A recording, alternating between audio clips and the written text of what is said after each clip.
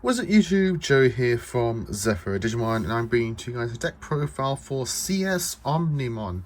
So this is a deck that got into my eyes fully in terms of like, actually, you know what, let's give this a go. Thanks to good old channel member Chris and good old friend of mine. So I built it quickly. Literally, I was just like, I got this CS stuff on me at the time, and let's just give it a go. And lately, I've been taking it to my locals and been doing weirdly far more better in terms of performance overall than just playing Nokia Omni, which you've seen here on the channel probably. It's a build that I'm really currently liking. It's got that Galaxy toolbox kind of like playstyle that I really enjoy, and it just sets up for plays for Omnimon that I just find to be really fun, as well as just overall very powerful. So I wanted to bring the profile to you guys so you got a good baseline, what you can do, what you need, and just to kind of show you that you don't need the expensive secret rares from CS, from BT22, in order to play this deck. Like literally the highest rarity thing in this deck is SR, and like the only things you'll probably need to get is the tamers, in terms of like that might be a potential issue just depending on who has them spare. So before I get into it, if you enjoy this, give a like and subscribe down below, as well as ding that notification bell, because if you enjoy person's content here on YouTube, you don't want to miss out on that content, and that notification bell helps prevent that. All of the support is greatly appreciated, and we thank you guys so much for doing so. So, with all that said and done, let's get into CS Omni. So to start off with the eggs, obviously we got 4 copies of the BT22 Yourplaymat. So this is your essentially your Galaxy egg for the deck, where if you perform the action of taking a CS from the top of your stack and putting it to the bottom of your stack, you are able to then digivolve into a CS trait Digimon for a cost reduce of 1. So they kind of like learned, as you'll see through these CS cards, they kind of like learned their mistakes from Galaxy and kind of like locked them into in archetype. So in terms of like using their effects to climb up the chain, you are limited to CS, but as you'll also see, we're not limited on CS cards, and we have a lot of diversibility that we can utilize for our deck. But 4 copies of Yourplaymat is the primary egg.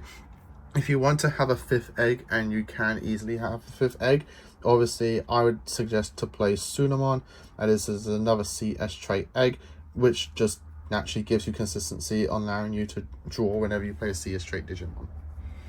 I just gone for the 4 of egg though, because the primary base for my build is just perform the action of the CS gimmick, and I want to consistently have the egg from Yourplaymat in terms of that ability. For the rookies, we're playing 4 copies of Gabumon and only 2 copies of Agumon. This was just kind of like a quick idea of like, okay, I kind of want to see this primarily, and this is kind of like my sub backup rookie in terms of like the actual Omni eggs. And in testing, it does perform very well.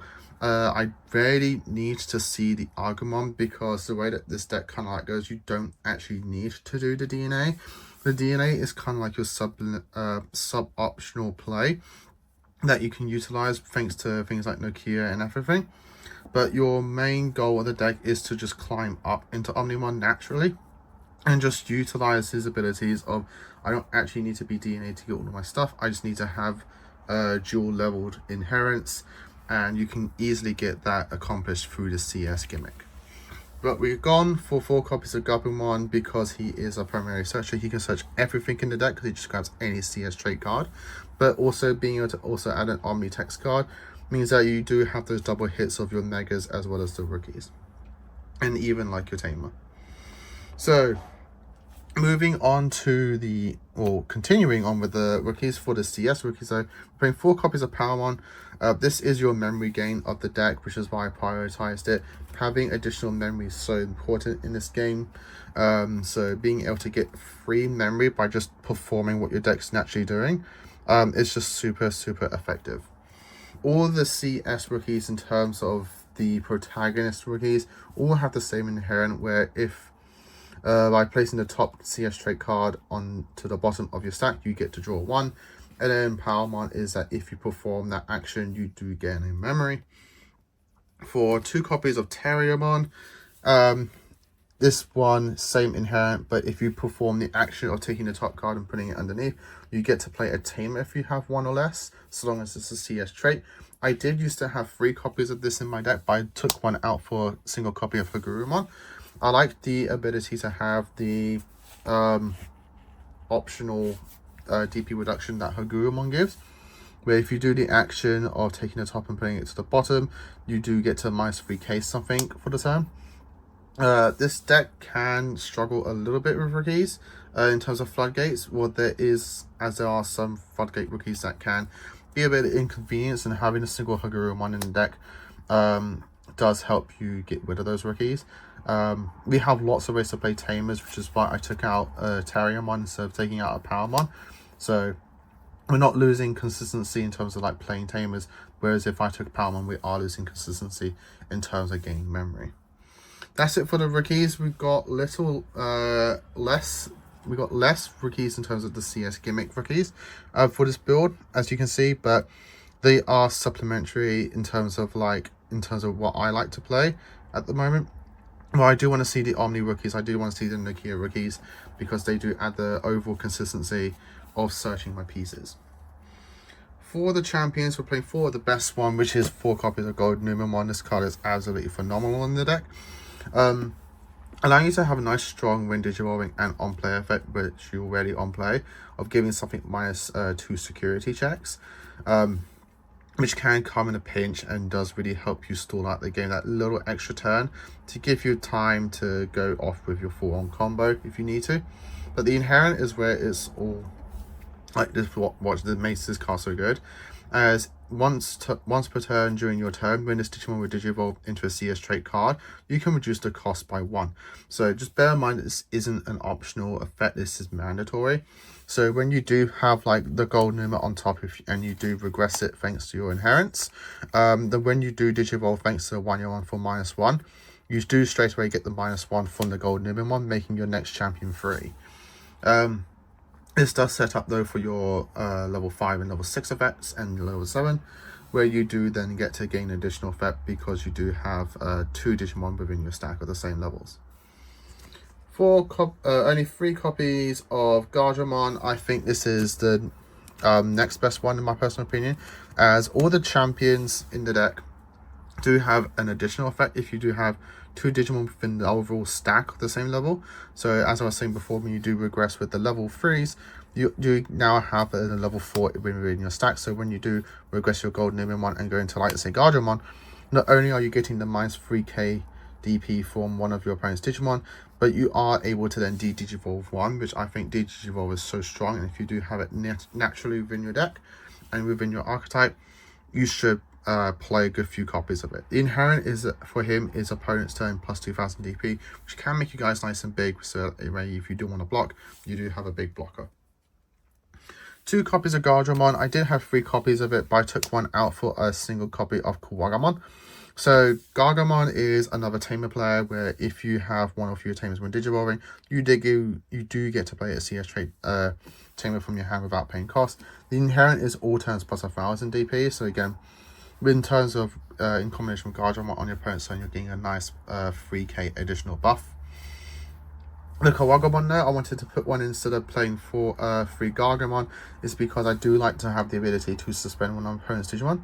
So what this card does is that on play when digivolving, suspend an opponent's Digimon. Then if this stack has 2 or more levels of the same, one of your opponent's Digimon can't unsuspend during their turn to the end of their turn. So this just helps stun bodies that you just don't that you can't deal with at that moment, and then being able to make them not being able to swing. So the inherent though is that when this Digimon deletes a Digimon in battle, gain a memory. That is all turns. So if you do block and kill something, you are gaining additional memory. It's just a nice little tech. I do like this deck that you can just naturally tech it out thanks to all the support that it got within the first set.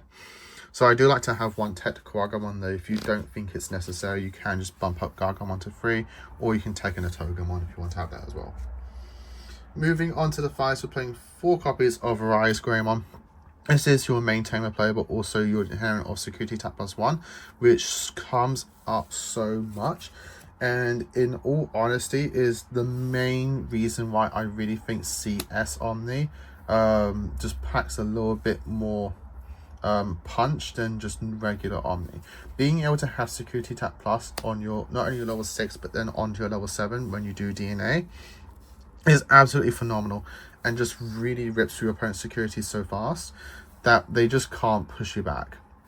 So I really love the Rise Greymon for that. It does naturally have Raid, and again, when Digivolving, if you have one of your tamers, you can play CS straight tamer from your hand without paying cost, or you can play any 4 costs or higher red or black tamer. So there's also that as well if you want to tech those in. But Rise Greymon is your main focal point, level 5, and again, all mostly for that Security Tap +1, which is absolutely amazing. Then we're playing 3 copies of the Akuamon. So I like this as my secondary ultimate, as opposed to something like maybe Kirinmon, or I think there's another level 5 as well. There's a few level 5s are CS trait, but like not so much in terms of like being able to fully utilize in a CS deck. So I really like the Akuamon for, again, having that fortitude means that if you are stuck on this, is a little bit sticky for your opponent to remove, but he does do more suspension, as he can on play when Digimon suspend one of your opponent's Digimon. Then if this Digimon has 2 or more levels in the same stack, return an opponent's suspended Digimon with the lowest DP to the hand. So if you time this right, you can just remove like essentially anything on your opponent's board, which is absolutely amazing, and it's one of the main reasons why I kind of wanted to have it written in the deck. The all turns inherent though is that when this Digimon deletes an opponent's Digimon by battle, you can trash the top security guard all turns. Just kind of like Bandai's primarily inherent for green level 5s, which is quite funny. But yeah, that's it for my level 5s. As you can see, we're only playing 7 because the deck can be a little bit tight, but it can also be teched out as well, which is very weird for a deck like this. As you can also see, we are playing like a weird amount of levels, just because again you just need to make kind of like space for the deck to fit in like your Nokia support and so on and so forth. So this is kind of like the weird like magic ratio kind of like made for the deck, and it's just so far been working nicely. For the Megas, we're playing 3 copies of War Greymon and 2 copies of Metal Garurumon. Now you're probably thinking, what the hell is this weird ass ratio for the Megas? Like, I can take 7 level 5s and 10 level 4s and everything, but only 5 level 6s, and for a DNA deck they're not even at the same numbers. What are you doing, Joe? It's kind of like a weird. So before, it used to be 3 Metal Garurumon and 2 War Greymon, and that did work, and it does work, because we are not a DNA deck primarily. We are just a stack based deck that can DNA. So that's just something that you, in terms of playing this kind of build, that's just something that you just need to have in mind when playing this deck. You can DNA, and you can DNA quite easily, but that's not your main focal point now. It is your main focal point is to just climb up the stack, aggressing with your inherents, getting your 3 evolutions, setting up your stack to have 2 of the same levels, climbing up into your level 6, doing some damage with level 6, and then eventually going into your Omnimon here. So we've got a 3-2-2 split here, as we're taking 1 extra thing, which we'll see in a bit. So again, I used to have 3 Metal Garu to 2 War Greymon, and the idea for that primarily was like, I'm playing 4 more Gabumons, so I kind of want to have more of his Mega than the War Greymon. In more testing and having good old thinking about it, I kind of need to have it in reverse. Because I'm having more Gabumons, I want to start off with War Greymon, so when I do see the Metal Garurumon, I can just do the warp from utilizing War Greymon. Once I see 1 Metal Garurumon, in combination with having 2 Agumons, I have 4 copies of Metal Garurumon. So once I see 1, I can get it back, or I can just keep it in my hand, ready for that when I do my climb up into War Greymon, and I do have the Gabumon I just spawned out from a Nokia or something. I can just go, cool, War Greymon, straight into Metal Garurumon, and I can punch with War Greymon, maybe do 2 checks with War Greymon first, do my DNA, go into Omnimon, do another 2 checks and a trash one. That's 5 checks already, which is absolutely insane. It's a combo that you can do quite frequently, and depending if you want to up your ratios on certain cards, you can do a lot more consistently. But it's just a sub combo that you can utilize in your deck, other than just go climbing up into level 6, go into level 7 and just go off from there. So I kind of done the swap of doing a 3-2 split. You can more, if you feel like the other way just suits you a little bit better, you can do that. Or if you really want to try and fit the third in, to go 3-3, you can maybe take out something else, maybe the next tech I have in here, and like go from there. Only 2 copies of Omnimon. I just think 2 is enough. I did have 3 at some point. I believe I had 3 of this, but in all honesty, you just need to see 2. Once you see 1, you kind of like have it going from there. And then like you've done so much damage, as I said before, you can do 5 checks quite quickly. So once you see the 1 Omnimon, that's kind of like he's done his job. He's cleared off your opponent's security there, and you're all set up just to do that 1 final swing for game. So that's why we're going on for the 2 Omnimon here. But if you did want to bump up to 3, you just take out the 1 copy of Omnimon Ultra S. I kind of wanted to keep 1 in here because in testing, having 3 copies of Omnimon and like 3-2-3, I was having a lot of games where I'll do my Omni play and it's still turn. So I was like, how can I utilize that ability of still keeping turn when I do go into Omnimon in terms of a DNA? Oh, we'll just put in 1 Omni Ultra S. Because this is the best card you want to play in terms of an Omnimon if you are able to Omni DNA for turn. So you go into this, you do your 2 checks, you unsuspend, you do your 3rd check, you pop it over there, spit out your 2 megas and go from there. So we're taking the 1 copy of Ultra S. If you don't want to use the Ultra S, just, you know, bump up the Omnimon to 3, or if you want to make this 3-3 even split, take out the Ultra S and put in the 3rd over there. Going on into Tamers, we're playing 2 copies of the CS Nokia and 1 copy of BT5. This is just what I like currently in terms of this build. I like to have the 2-1 split. The reason for that is because I still value a cheap Nokia. I think having a cheap Nokia that also gives you memory back is just so strong and effective in a Nokia based Omni deck. So that's why I wanted to still keep the 1 in there. A lot of my friends are like, just go 3, just bump something else up. You don't need to have the this Nokia. And every time they tell me that, I go, I understand your reasoning, but give it a go. Like, just play it for a few games. You'll understand why having a cheap Nokia that can not only be cheap herself, but also spawn you the rookie as well, giving you extra value. And then even later in value, when you are doing your Wargame or Metal Gurumon play, being able to cost reduce it as well makes it just so strong and effective that I just really like to have the 1 in here. Yes, it's not searchable by some of the other cards, but it is searchable from Garbimon. So it's great, it's handy, it makes you a level 6 live in terms of like doing the warp play. It does so much for you, which is why in my profiles, at least for like the early ones, I'll keep praising this Nokia because I just want people to know why this is so good in terms of my personal performance, and why I do advise you to at least give it a go. But obviously, if you do not like this Nokia and you just want to have the monster CS trait, so like it's overall searchable within your consistent in your deck, just bump up this Nokia to 3. That's just what, you know, you want to have at least 3 Nokias, because once you have a Nokia, your megas are live in terms of you doing your warping. As you say, we still play 2 of this Nokia because it is your mem setter of the deck, is spawn you an additional rookie if you have 1 less Digimon. It is called Nokia Shiramine. It does a lot for you, so you want to have at least 2 copies. For the other teams, we're playing 3 copies of Amy. Amy Iber, this is your main, this is kind of like your Koen Sayo for the deck, where at the start of your main, if you opponent has a Digimon gain a memory, and whenever you perform the action of taking the top stack of a CS trait Digimon, putting it to the bottom, you are able to then tap Amy and evolve into a CS trait Digimon without paying the cost. So just to, you know, when any of your Digimon digivolve into a Digimon card with the CS trait, if it has a Digimon card with the same level in its as the evolved Digimon. By suspending this tamer, you can evolve into CS trait Digimon without paying cost. So it doesn't do it doesn't do it at all. Like, oh my god, I'm just terrible. But yeah, 3 copies of Amy. If you want to play 4 copies of Amy, you can do so. You know, if you don't like this Nokia, you can just pop in a 4th Amy, or you can take out one of the other cards you'll see later. But Amy is your main tamer of the deck. She is letting you go off into your plays. So also just bear in mind the rulings on how Amy works. You can trigger multiple Amy's in the same evolution, but the next card you evolve needs to fulfill the requirements of the second Amy.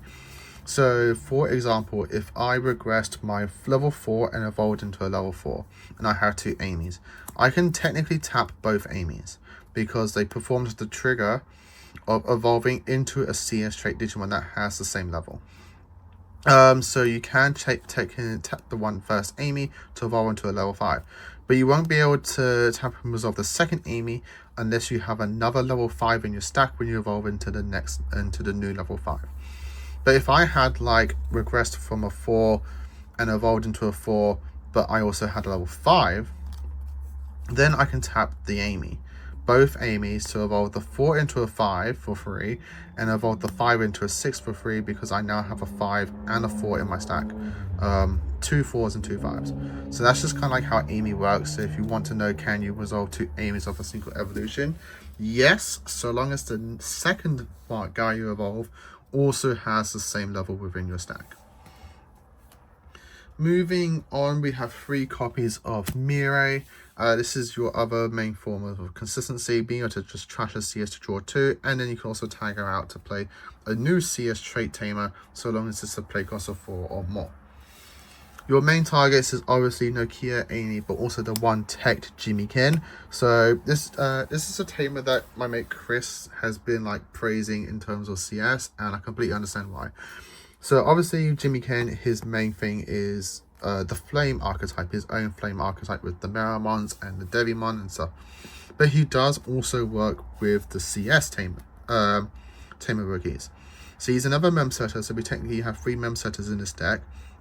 For your turn, when one of your Digimon is played or Digivolves, if any of them had the Flame or CS trait, by suspending this tamer, you can activate one of those Digimon's main effects. If this effect activates an effect, you gain additional memory. So what the main thing you're going to be doing with Jimmy Ken is triggering your effects from the rookies in terms of their inherents more than once a turn. So all the inherents will also then, when you become the next level, are now part of that Digimon's main effect. So you can tap Jimmy Ken whenever you evolve into a level 4. So like, let's say I promote Gold Numa, I regress using the inherent from the rookie here, like a Powermon, to draw a card. I then, gain my free memory of Powermon. I use 1 year to evolve into Gargomon, for reduced cost of 2. After I trigger Gargomon's Digivolving effect, I can now tap Jimmy Ken, use the main effect from the inherited Powermon again to regress the Gargomon, drawing an additional card, and then, go off from there. It's just nice additional consistency, but it is a tech slot. You don't have to play Jimmy Ken. I have biased reasons to also wanting to still keep Jimmy Ken in here, but I just do like it as well. It is additional form of consistency. It is another member set tamer, and you can also just play it for free off Mirai as well as your other tamer free effects. For the last 2 copies in the deck is just 2 option cards. We're playing 1 copy of Kirimi Detective Agency. You're probably wondering, why am I only playing 1 copy of a memory boost, essentially? Which is main, look at top 3 cards of your deck, add a CS trait card and add it to your hand, return the rest to the bottom, and then delay, just gain 2 memory. It's because I wanted to tech in 1 copy of the Miraculous Mega Knight. I kind of wanted to fit an additional form of protection in the deck, but that is also fulfilling the requirements of what my deck's overall trying to do, which is, get into the Omnimon. So I just teched out one of this and put in a Miraculous Mega Knight. I'm maybe thinking of taking out the Jimmy Ken and just putting in a second Kurumi. So I still have 2 mem boosts in the deck. But I am liking the 1 copy of Miraculous Mega Knight. It is a great form of a floodgate option that your opponent just now has to deal with whenever you have like one of your level 6s in play. You can't just freely remove your stack without the fear of, oh, now I'm just giving them a free Omnimon that is also, just going to do damage to me. So the 1-1 split has been doing quite nicely. I do quite like it. I haven't been missing the second mem boost, but I can see myself in the future going, oh, if only I got to see one more card, or oh, if only I had one additional memory. You know, a mem boost can fulfill those problems, or solve those problems for me, which is probably why I might take out Jimmy Ken and just put in the second Kurumi. But that's just, you know, at the moment, this has been doing quite nicely. But overall, guys, that is the deck profile. I hope you all enjoyed it. Leave your comments down below how you're playing Omnimon and also how you're playing CS. I'd like to hear your thoughts down below. Are you going an Omni route? Are you going an Alphamon route? Or are you even going like a Jimmy Ken route? Like, are you that kind of player? You know, I'd like to hear your thoughts down below. So, as always, guys, like, comment, and subscribe. Till next time, as always, stay safe and, of course, happy dueling.